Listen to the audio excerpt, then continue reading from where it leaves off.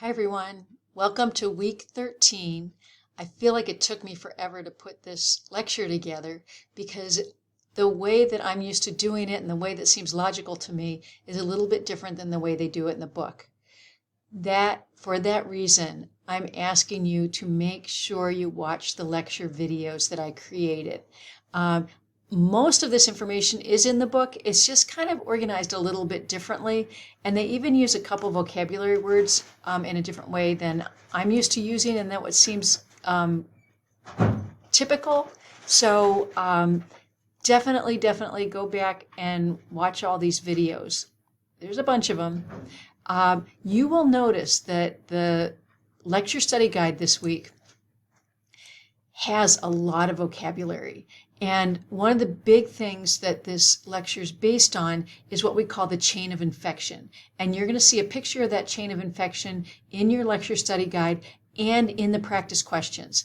I highly recommend that you commit that to memory. If I gave you a picture like the one in the practice questions with the chain of infection and the possibilities for each link, you'll see 3 of the links have some blanks next to them. You should be able to fill that out by memory. And the reason why I ask you to do that is because a lot of this content just starts sounding like it mixes together. And, which is a mode of transmission and which is a reservoir, and it can get kind of confusing. So if you have some framework in your mind to start off with, you can probably have a better chance at remembering it and doing a good job and it being meaningful to you. So please get your chain of infection down and practice. I wrote on here that there is, I put it somewhere, that there's a lot of vocabulary. And so here we go, practice. I just said that.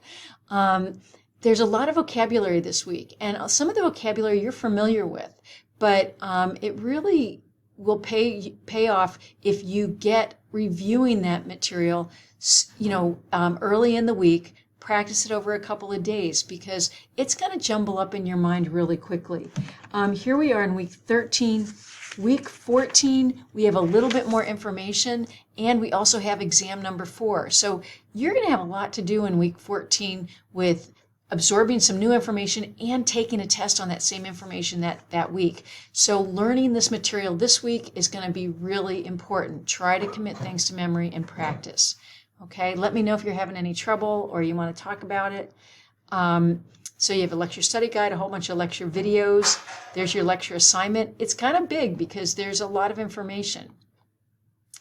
Lab is, where's the lab handout?